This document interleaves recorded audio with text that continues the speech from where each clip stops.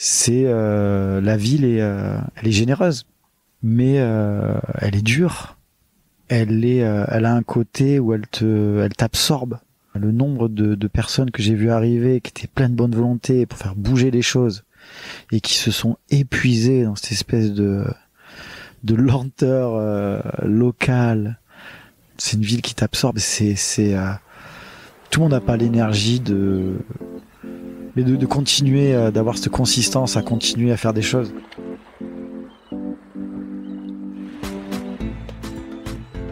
Vous écoutez Marseille Créative, je suis Clémentine Roux, votre hôte. Dans ce podcast, découvrez les histoires d'artistes, d'artisans, de chefs, de designers, mais pas que. Vous entendrez des personnes engagées, marseillaises d'origine ou d'adoption, connues ou moins connues, qui font bouger Marseille grâce à leurs mains, leurs yeux et leur cœur. Bienvenue dans Marseille Créative, le podcast qui met en lumière les créatives et les créatifs marseillais.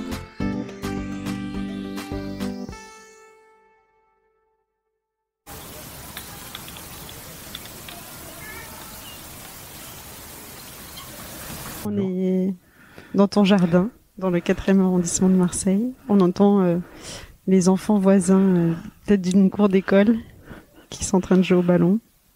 Je crois que c'est le centre, la MJC, ouais. Nous chute la vie, c'est le jardin d'atelier, ouais. Rémi, est-ce que tu peux te présenter, s'il te plaît ? Alors succinctement, je m'appelle Rémi Huneau, c'est mon nom d'artiste, et je suis peintre à Marseille. Où est-ce que tu es né et as grandi ? Alors moi je suis né à Marseille, et j'ai grandi à Marseille jusqu'à mes 18 ans. J'ai fait des allers-retours avec d'autres villes. J'habitais à Paris, j'habitais à Nantes, j'ai voyagé. J'habitais à Berlin quelques années, mais ça a toujours été je veux dire la base, le phare dans la nuit, non, mais la base de départ, ou l'endroit où quand tu sais pas où tu vas, tu retournes ici. Après, parfois tu y restes. Par accident, par choix, mais effectivement, je suis toujours retrouvé à revenir à Marseille. Mais sinon, ouais, j'ai toujours habité dans le centre. J'ai grandi à Notre-Dame-du-Mont, puis au Chartreux. Je suis retourné vers Notre-Dame-du-Mont quand j'étais plus vieux. Je suis allé habiter au Cama chez ma fiancée, à la Blancarde. Après, en tout cas, à Marseille, toujours dans le centre. J'allais dire 4e, 5e, qui a changé, mais qui est toujours là, quoi. Et justement, qu'est-ce qui a changé ? Disons, moi j'ai connu à Marseille chiant. Marseille qui était pas fun comme maintenant, tu vois. À Marseille, il n'y avait pas de touristes. À Marseille, où il y avait des cinémas porno sur la Canebière. À Marseille, où il y avait des seringues sur le chemin de l'école. À Marseille, qui était pas cool comme maintenant, où si j'avais eu 20 ans, j'en sais rien, début 2000, les jeunes ils venaient pas à Marseille, ils allaient partout, mais ils allaient pas à Marseille. Aujourd'hui, c'est super, et tant mieux que les gens viennent ici, où j'allais dire l'offre de fun est pléthorique. On pouvait pas, il y avait pas autant de possibilités c'était moins festif, beaucoup moins festif. Tu m'as dit que tu étais peintre. Est-ce que tu peux m'en dire plus sur ton métier ? Alors, je suis peintre. Alors, je suis dans le désordre. En gros, je travaille avec un collectif où on fait d'un côté un travail de commande, où on répond avec l'Armada à des commandes, je sais pas, d'entreprises, des performances, des fresques, plein de trucs comme ça. On organise un festival. Je pense que je t'en parlerai un peu plus tard de Street Art à Port-de-Bouc. Et j'ai ma carrière j'ai ma vie qui est plus personnelle, plus artiste, où je fais des tableaux et où je peux être invité à peindre des murs un peu à droite à gauche, avec plus une touche plus personnelle. Moi, je suis venu à la peinture par le graffiti. Donc il y a longtemps, on va dire au départ, c'était quelque chose de très ludique. J'ai jamais eu de prétention artistique. Au départ, c'était vraiment s'amuser avec les copains. Donc j'étais nul en plus. Tu vois, j'étais pas bon, mais c'était pour rire, quoi. Comme je faisais du skate, j'étais nul. Mais ça m'empêchait pas pendant des années de balader avec ma planche, rouler partout. C'était pareil pour le graffiti, on allait peindre. On faisait pas des trucs de fou, quoi. En plus, quand on était plus jeune, faire des voies ferrées, des terrains vagues, des trucs comme ça. Donc moi, je suis arrivé dans la peinture, en peignant des stores où le mec voulait je sais pas moi, des premiers stores que j'ai fait, je sais pas que j'en parlais, c'était des fruits et légumes, des pièces de monnaie, une boucherie. Et c'est les premières fois où j'ai gagné un peu d'oseille en faisant de la peinture. C'était un choc. Enfin, c'était un choc. C'était pas un truc qu'on avait prévu. Et de là, quand on avait monté l'Armada, qui au départ c'était juste une asso pour pouvoir avoir un compte bancaire et que les gens puissent nous donner de l'argent pour acheter des bombes et faire des gros murs. C'était organiser un festival, des jams, ce genre de choses. Et il y a eu des commandes de ci, des commandes de ça, et sans trop qu'on s'en rende compte, sans trop qu'on ait choisi ou planifié, on s'est retrouvé plus ou moins à commencer à en vivre. Donc on a continué, et puis après plus tard j'ai commencé à me dire c'est bien sympa de la peinture maintenant, il serait bien d'apprendre un peu à peindre quand même. Donc il y a quelques années je me suis mis un peu plus à faire de la peinture pour moi, essayer de développer mes idées, mon univers, mon message, les trucs que j'avais envie de dire. Au début j'avais une peinture très on va dire était dans ma tête, tu vois, c'était littéraire. C'est quand je peignais, j'allais voir des gens, on prenait des photos, je faisais une espèce de micro mise en scène, je les briefais sur des trucs. Et c'est vrai qu'au final, je peignais un portrait, mais dans ma tête, il y a toute une histoire, quoi, qui se voyait pas. C'est une catastrophe. Mais donc aujourd'hui, j'essaie d'être un peu moins, d'être un peu plus plutôt, comment dire, clair dans mes intentions, mais c'est pas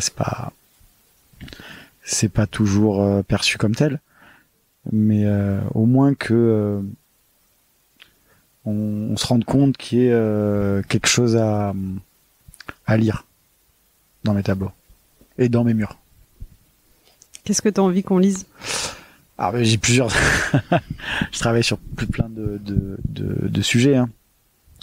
Je travaille sur la fatigue. Je travaille sur le fait de la dissimulation, la protection, la fragilité. Je mets souvent des thèmes qui reviennent.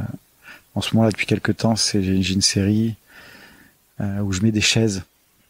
J'essaie ça fait longtemps, tu vois, mais j'essaie de mettre des chaises partout, soit elles servent à se reposer, soit elles rôdent autour d'une personne, soit la personne elle dort avec. Vraiment la chaise comme une espèce de, je sais pas, de truc présent, omniprésent, et la symbolique et l'espèce de surmoi social où j'utilise la chaise comme un objet très très commun que tu vois un peu partout, qui a énormément d'utilité symbolique dans le sens où quand il y a une chaise, tu te poses pas nécessairement la question. C'est-à-dire quand il y a plein d'endroits où on s'assoit par convention, c'est quelque chose qui est présent dans l'inconscient collectif de tout ce qu'on doit faire ou pas faire. Donc la chaise, quelque part, tu peux être hyper content de t'asseoir. Et d'autres fois, tu te poses pas l'action, tu t'assois, on te force à t'asseoir. Quand t'es enfant, c'est terrifiant de devoir rester assis. Au travail, ça peut être insupportable. Tu as envie de bouger, t'as envie de faire autre chose. Quand t'as passé la journée debout, par contre, t'es hyper content de te poser. Pour manger, en fait, pourquoi c'est même pas une injonction, c'est pire que ça. C'est vraiment un truc dans l'inconscient collectif de tout ce qu'on doit faire. C'est-à-dire que c'est un peu plus subtil que l'injonction où on se rend compte, tu vois. Et ça se recoupe avec la fatigue. Je trouve qu'il y a une espèce de dissimulation de la fatigue chez nous, pourtant qui est présente. Tout le monde est fatigué. Tu sais, l'hiver, tout le monde tire la gueule, tout le monde est fatigué, mais tu vois, dans tous les concepts de développement personnel, il faut pas être fatigué, il faut être en forme. Faut dire, mais sois fatigué. En fait, c'est pas honteux d'être fatigué. Surtout, c'est hyper présent, c'est un peu honteux et et on te propose toujours des trucs, des vitamines, ou enfin bon, socialement, la fatigue est combattue. Ok, très bien. Juste, moi, j'ai envie de montrer que, en fait, tu peux l'avoir au quotidien, elle peut être présente dans ta vie, et pas la cacher. Voilà, c'est pas Instagram nécessairement où tu vois toujours des gens contents. C'est pas vrai. Et donc moi, quand je peins des trucs, t'as un peu il y a de l'intime, et l'intime est pas toujours joyeux. C'est pas joyeux d'ailleurs, hein, mais tu vois, c'est même peut-être super neutre. Moi, je peins des gens, je leur demande souvent d'avoir le vide dans le regard quand je les peins. C'est d'être vide, d'essayer de voir. Je prends des photos, donc j'ai essayé de regarder à travers moi, comme s'il y avait rien. Donc je peins souvent des gens au petit déjeuner à rideau, tu vois, avec le vide dans les yeux. Bah, pour moi, ça représente et des chaises autour. Hein. Ça représente plein de trucs, socialement, humainement, en termes de conditions de vie. Alors, on fait un festival tous les ans à Port-de-Boucle, fin mai, début juin. En général, on invite donc une dizaine d'artistes d'un peu partout. On privatise le camping municipal. Il y a un côté très film de vacances, très qu'on appelle ça les camps de vacances pour adultes.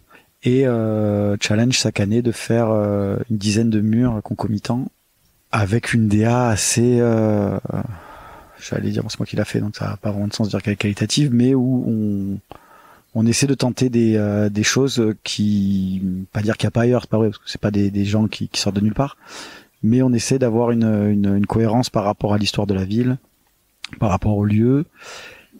Et comme c'est une ville qui est quand même assez enclavée, et on va se mentir, assez pauvre, hein, tu vois l'évolution le regard des gens d'année en année. La première année, t'as une espèce de suspicion, les gens ne comprenaient pas pourquoi moi j'ai une fresque en noir et blanc alors qu'à côté ils ont des couleurs, je me suis niqué.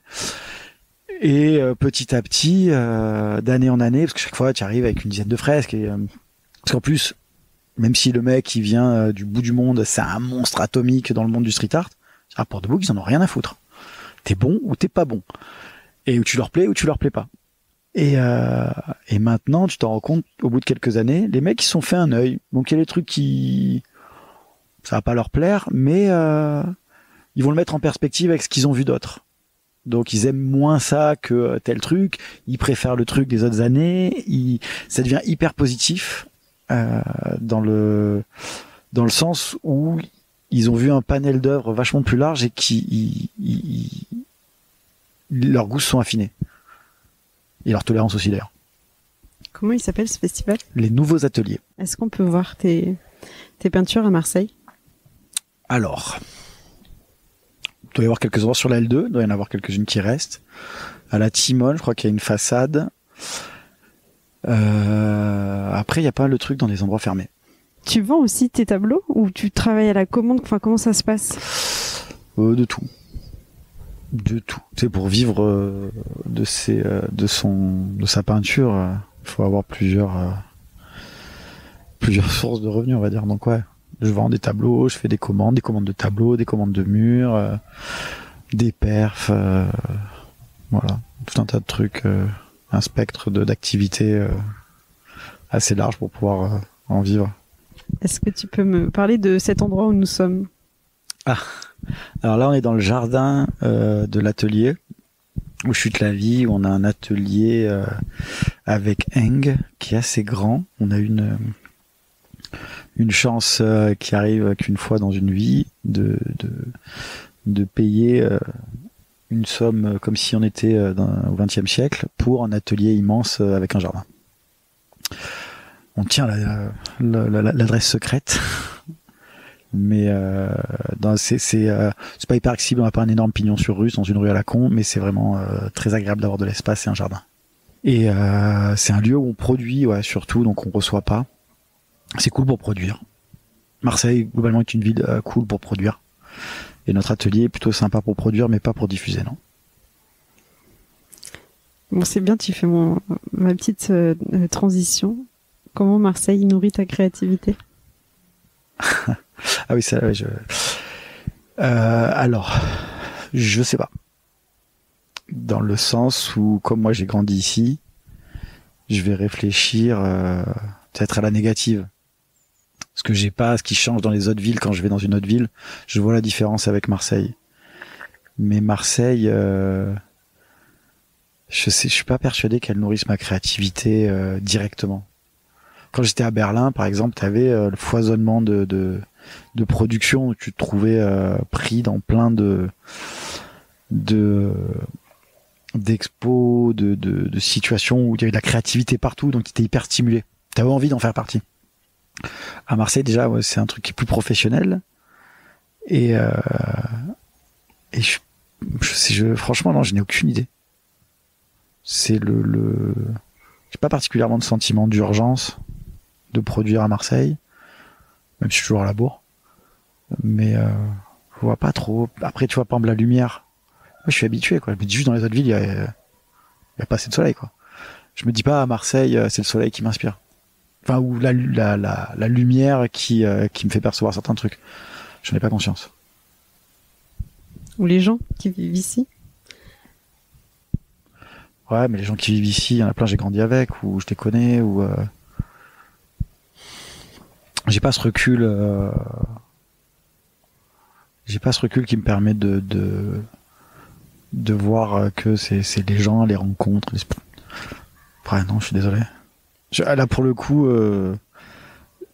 non, ouais, je pourrais pas te. C'est pas grave. C'est ok, je peux en pas fait. t'aider. Est-ce qu'il y a des lieux où tu aimes bien te rendre à Marseille? Alors, c'est pas tant un lieu, c'est plus une heure. Moi, un truc que je fais régulièrement, un petit peu moins ces derniers temps parce que c'était un peu plus compliqué avec le boulot et certains trucs, c'est que je me lève assez tôt, très tôt, et c'est vrai que je vais courir.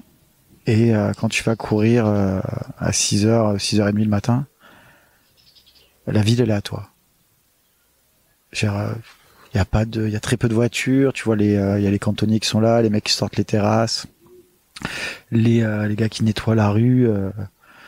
Il y a pas encore beaucoup de voitures, il y a pas de. Tu croises un peu parfois quand tu vas courir le samedi matin ou le dimanche matin, et un peu des noctambules en fin de nuit, mais ouais, la ville, la Canebière, c'est Marseille, tu vois. C'est tout se croise sur la Canebière, bah il y a personne.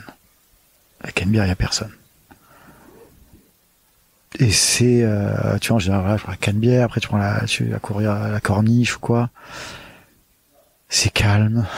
Voilà, c'est plus ce moment-là qu'un endroit en particulier. Est-ce que tu as des petites habitudes après sans footing? Des petites habitudes, ouais, des trucs comme le marché ou Après, tous les commerces ils changent, donc attends, ton n'importe quoi devient une cave à vin naturel, donc c'est plus. Mais ouais, t'as le marché. Tu vois, pas typiquement moi je fais le marché de Sébastopol depuis quand même beaucoup d'années. Bah le primeur où je vais le samedi matin au marché, ma mère y allait. Et son fils là ils font la jonction, donc le père doit avoir un peu plus proche de la retraite, son fils doit avoir la trentaine, et ils sont les trois avec la fiancée du fils le samedi matin, et a priori devrait prendre la suite. C'est partie des rares trucs auxquels tu peux pas des rares trucs auxquels tu peux te raccrocher, mais les choses changent, et je trouve ça marrant qu'il y ait certains trucs. Il y en a peu il y a peu de choses qui changent pas. Alors moi je vais souvent, évidemment, l'été je vais beaucoup au couvent parce que j'aime beaucoup cet endroit. J'aime bien les quelques restos italiens à Marseille, chez Bambino. Mais là c'est vrai que récemment j'ai mangé beaucoup de kebab. Il y en a un qui est place Sébastopol, qui est à côté de chez moi. En ce moment je fais les travaux, j'y vais souvent. Sinon Belle-Île-sur-Mer, vers derrière le Palais Longchamp, qui est sur le trajet de l'atelier, où ça m'arrive de m'arrêter pour prendre un café.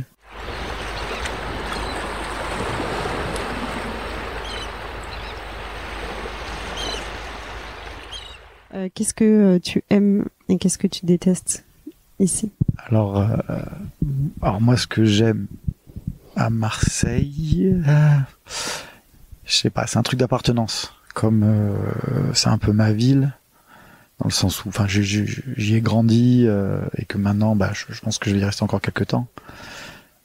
J'ai un sentiment d'appartenance. Malgré ça, j'ai toujours pas pris la dimension de la ville. Elle est immense, hein. Et encore plus maintenant où tu as des enfants, tu sors beaucoup moins, tu travailles, tu as une vie beaucoup plus monacale, beaucoup plus casanière, où tu te rends compte de tout ce que tu fais pas. Et donc du coup, tu as moins la dimension de la ville. Mais c'est vrai que pendant un moment, quand tu es plus jeune et que tu bouges ou tu prends la dimension de la ville, elle est t'as un vélo, ça, tu peux aller partout, t'es jamais perdu. Enfin, moi, je suis jamais perdu à Marseille, alors que partout où je vais, je sais jamais où je suis. Donc, plus un sentiment d'appartenance que quelque chose en particulier que j'aime à Marseille. Genre, c'est quelque chose de logique et naturel pour moi. Qu'est-ce que tu détestes?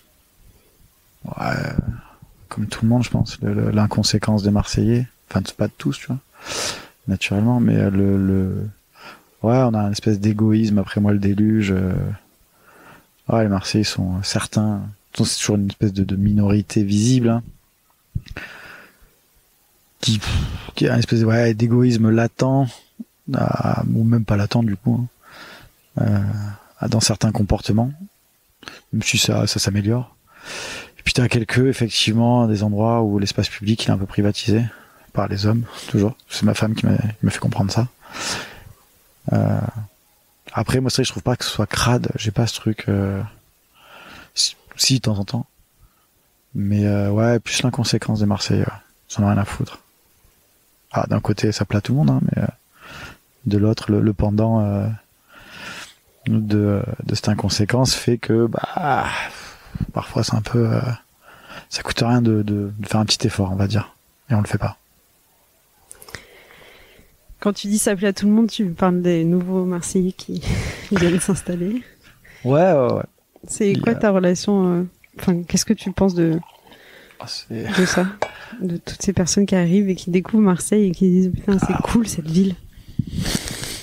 Bon, déjà ils font bien ce qu'ils veulent. Après c'est toujours marrant quand tu dis que tu t'es Marseillais, des gens ils te demandent si t'es né ici quoi. Mais tu as pas l'accent.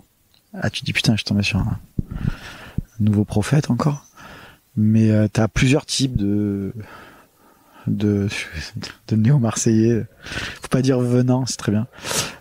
Effectivement, plus quand ils sont assez jeunes, les mecs, les gamins, ils ont 20 ans, ils s'intègrent, la ville, elle est à eux. Et c'est très bien. Tu vois, un Marseillais, il est pas forcément né à Marseille. En plus, nous, on n'est pas des aventuriers, les Marseillais. Ils restent dans leur quartier, les Marseillais. Heureusement que t'as tous les jeunes et tout qui s'approprient la ville, qui font plein de trucs, ils la font vivre. Tout comme les jeunes Marseillais d'ailleurs, hein, tu vois. Mais en tout cas, tous les jeunes qui viennent s'installer à Marseille parce que c'est une ville qui est accessible, c'est une ville qui est abordable. Je dis, moi, si j'ai 20 ans, j'étais artiste, j'irais pas à Paris. J'irais à Marseille direct. Je dirais pas à Toulouse, j'irais pas à Nantes, j'irais à Marseille direct, j'irais habiter à la Belle de Mai, je prendrais un atelier, la vie elle est là, quoi. Ce serait tellement simple. C'est le seul endroit où il y a des loyers qui sont encore dans certains quartiers. Ouais, j'irais coloniser, quoi. Par contre, c'est vrai que t'as d'autres néo-marseillais qui sont hyper sympas. C'est toujours des gens très bien, les mecs qui choisissent Marseille, c'est pas un problème. Mais qui essaient de changer les règles et c'est pas toujours... Malgré eux, ils s'en rendent pas compte. Tu vois, ils s'en rendent pas compte. Mais entre même pas forcément ceux qui s'installent, mais moi, les endroits que j'aimais beaucoup, j'y vais plus. Genre les bains militaires. Quand j'avais 20 ans, on allait prendre l'apéro bain militaire, une lampe de poche sous la bouteille et on pouvait passer la soirée. Il y avait les gens qui dansaient le tango en haut. C'est impossible maintenant. Alors c'est des touristes, c'est des néo-marseillais, c'est tout ce que tu veux. J'ai envie de crever, quoi. Et à plein d'endroits, moi j'avais un rêve quand j'étais gosse, c'était cet endroit-là, putain, quand je serai plus grand, que j'aurai de l'oseille, j'habiterai à Malmousque. Bon c'est fini, merci les gars, quoi. Voilà. Rien que pour ça, genre.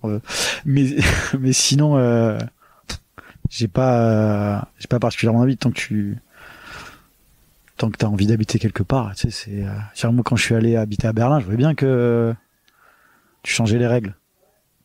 Ah bah ouais, bah le loyer il a 1002, oh, ça va. Bah ouais, t'as pris l'appart d'un Berlinois qui pouvait pas se le payer. Tu comprends rien à la langue, t'es pas dans le vortex, tu traînes dans des cafés français, mais pas niquer ta mère. Évidemment que j'étais un con, tu vois. Mais j'étais bien. On était bien tous, tu vois. Donc les mecs ils sont bien, ils font leur vie, ils ont raison quoi. Puis ils repartent, tu vois. Je te dis. C'est cool. C'est normal que l'identité de la ville elle évolue avec le temps, avec les gens qui arrivent. Tu vois, à Marseille, les années 50, les mecs vont dire, ah, c'était que les Italiens. Ouais, les Italiens, c'est fini, ils ont plus de pizzeria, ils sont plus là, enfin, ils travaillent, tu vois, voilà. C'est comme quand est-ce que tu vois qui c'est Jean Contrucci? Non. C'est un écrivain qui reprend des faits divers de Marseille et qui, du coup, te décrit Marseille des années, début 20e, fin 19e. Et tu peux retrouver ton quartier.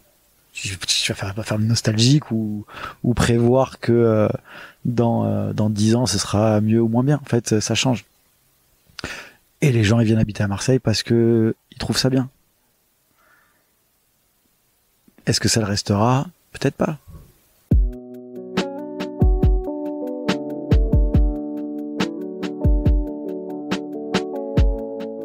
C'est l'heure du portrait chinois à la sauce marseillaise. Quelle odeur symbolise le mieux Marseille selon toi? Alors là, je triche. C'est ma fiancée qui me l'a soufflé. Je trouvais que c'était assez vrai.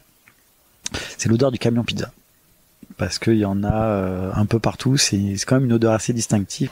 Quel son associes-tu le plus à Marseille? La voiture, le klaxon, espèce de Joule, le vocodeur de Joule derrière dans le poste cassette, la espèce de rumeur permanente. Ça ouais, c'est le bruit de Marseille. Ouais. Quel goût à Marseille? Ah ouais, je l'ai oublié celui-là. J'avais pensé à un truc, mais c'est j'allais dire, j'ai galéré. Hein. J'ai galéré, je me suis dit la soupe au pissou de ma mère, tu vois. Et ça c'est pas de comparer la soupe au pissou d'une maman avec une autre maman. Tu perdras. Tu vois, tout le monde a la meilleure soupe au pissou, c'est celle de ta mère, et après, tu peux en avoir des bonnes. Comment tu décrirais Marseille à quelqu'un qui n'a jamais mis les pieds ici? Tu disais quoi aux Berlinois quand ils te demandaient d'où tu venais? Putain, j'avais zappé cette question. Après, si tu vas pas y répondre. Ah, je vais galérer. Mais celle-ci, c'est un peu la question phare. Donc, si la tu question phare, pas, comment je décrirais Marseille? Foisonnant. Je pense que je dirais ça. Foisonnant, dual, ambigu, pleine de contrariétés. Avec. Elle est riche. Mais je pense que je décrirais peut-être pas le Marseille des. En fait. Plutôt oui. Quand tu décris Marseille, pas quand on te demande à Marseille, tu réponds un peu comme un guide touristique. Le Palais Longchamp, et il y a la mer, et bref. Ça, tout le monde le fait. Après, si tu veux vraiment essayer de décrire Marseille d'une manière un petit peu plus originale, c'est vrai que Marseille, c'est une ville dure. Ça, alors ça va peut-être pas donner c'est une ville qui est dure, que moi je m'en rendais compte justement quand je rentrais je faisais d'aller-retour Marseille-Berlin souvent, et je vois que quand j'arrivais à Marseille et je descendais du car, je voyais que quoi qu'il arrive, même ma posture était différente. C'est la ville elle est généreuse, mais elle est dure. Elle a un côté où elle t'absorbe. Le nombre de toutes ces années là, le nombre de personnes que j'ai vues arriver, qui étaient pleines de bonne volonté pour faire bouger les choses, et qui se sont épuisées dans cette espèce de lenteur locale. C'est pour ça, elle t'absorbe. C'est une ville qui t'absorbe. Tout le monde n'a pas l'énergie de pas se faire absorber, on se fait tous absorber, mais de continuer d'avoir cette consistance à continuer à faire des choses. tous les, pas tous, plein de membres du collectif qu'on avait à l'Armada quand on était plus jeune, ils sont partis.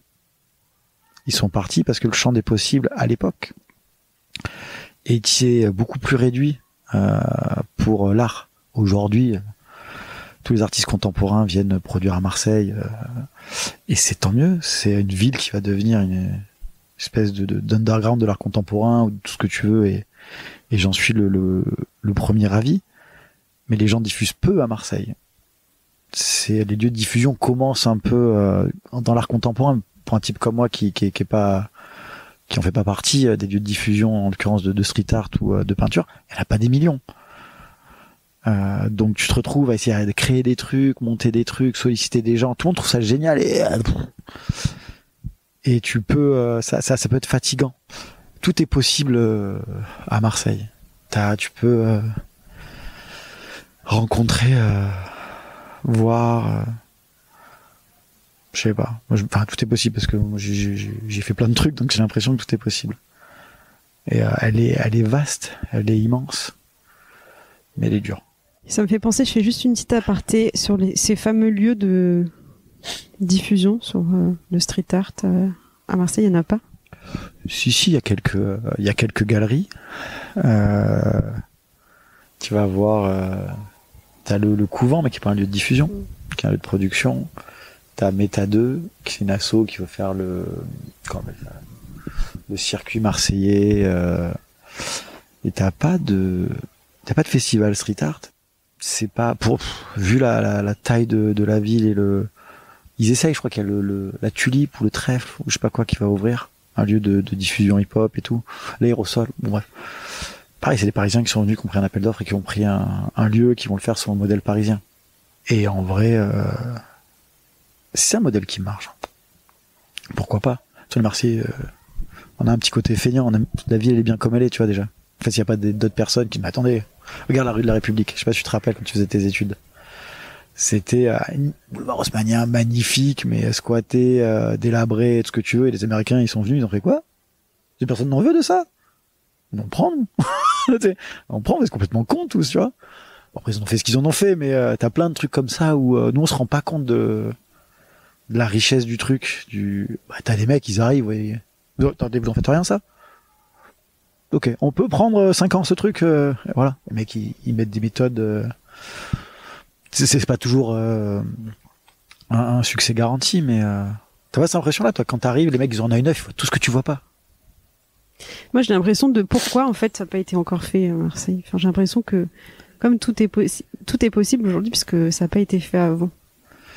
Ah bah déjà, parce qu'on est en Ch'ti, Marseille, on est, il y a un côté, il y avait un gars qui me racontait, et ça, il était allé jeune en Corse et il me disait, les Corses on dit qu'ils sont feignants, pourquoi ils seraient pas feignants? Ils ont la plage, ils ont la montagne, ils ont des fruits, ils sont bien les mecs. Pourquoi tu veux qu'ils vivent comme toi? Et il y a un peu ce côté à Marseille où c'est pas qu'on dit que les mecs c'est un peu des colons. C'est qu'en fait la ville elle s'en sort, enfin elle s'en sort. Elle vit très bien sans eux. Mais toi t'arrives et tu vois tout ce que les gens comme comment ça vous avez du pétrole, vous l'exploitez pas? Tu vois, c'est un peu ça. C'est pour ça que ce côté un peu colon, mais que je trouve cool parce que moi j'habitais à plein d'endroits, tu vois, et c'est pas du tout un souci. Mais ouais, nous on voit plus ces choses. Je sais pas si c'est triste, si c'est bien ou quoi, si on est casanier, feignant, ce que tu veux, abruti par la chaleur, comme disait Orelsan, tu vois. Je sais pas. Alors que tu vois, c'est une ville qui est hyper, c'est tout le temps en mouvement, Marseille. Tout le temps du bruit. Les gens ils se reposent jamais, t'as l'impression. Donc que ça pourtant. Hein. Mais non, ça bouge tout le temps. Bah pourtant, c'est des gens qui arrivent d'ailleurs qui te révèlent un peu ton potentiel. Mais avec d'autres standards. Comme toi. T'arrives, tu fais quoi? Personne parle de... Et qui c'est qu'en parle le mieux? Bah, quelqu'un qui est pas d'ici. Qui a un œil peut-être plus acéré que le nôtre. Si tu devais quitter Marseille, qu'est-ce que tu regretterais? Putain. Bah, ma vie d'avant. Je suis pas quelqu'un de très nostalgique, hein, mais ouais, bah là, comme je dis, pendant quelque temps, je faisais des allers-retours, une semaine dans un village dans le Luberon, une semaine à Marseille. putain, un village dans le Luberon, c'est pas fait pour moi. Hein. Je crois que je dirais pas jusqu'au tumulte de la ville, mais le champ des possibles de Marseille, l'anonymat, ça fait partie de ma construction en tout cas. J'ai besoin en ce moment, hein, j'ai pas besoin de calme. Enfin, le calme, tu l'as chez toi, et c'est très bien dans l'atelier ou quoi. Mais ça me dérange pas que quand je sorte, il y ait du bruit, des gens qui râlent, des klaxons et tout, des terrasses avec des gens qui, enfin, tout ça, c'est comme je sais pas, c'est là, et j'ai pas du tout envie de peut-être, j'ai pas la capacité à l'apprécier comme c'est, mais comme je te disais, quand il le verrait, il te dirait ah ouais, c'est comme ci, comme ça. Moi je dirais c'est là, c'est comme ça, je vois pas pourquoi ça devrait être autrement. À part les incivilités et les merdes de chiens qui ont mon quartier là-bas, ça me saoule, mais putain, le bar en bas de chez moi à la Blancarde, il fait du bruit, les gens ils prennent du pastis à 11h à la terrasse et ils se parlent d'une table à l'autre en faisant du bruit, ça me plaît, ouais. La boulangerie elle est pas bonne, elle est là, c'est la mienne, tu vois. C'est pas des questions que je me pose. Qu'est-ce que je regrette? J'en sais rien. À part s'il fait froid, même le froid, j'en sais rien. La lumière, j'imagine, tu vois. Je sais pas. La lumière elle est particulière. Les couchers de soleil, l'horizon. Il y a des villes où t'as pas l'horizon. T'as la corniche, t'as l'horizon tout le long, quoi.